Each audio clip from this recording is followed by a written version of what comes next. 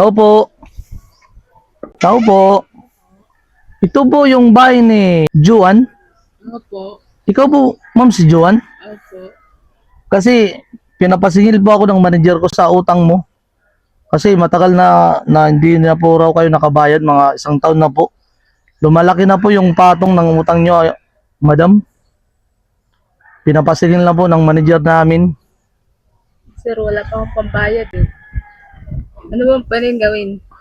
Hindi po kayo makagawa ng ano yan.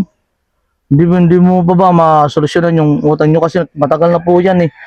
Pagod na po kami sa kabalik-balik sa inyo.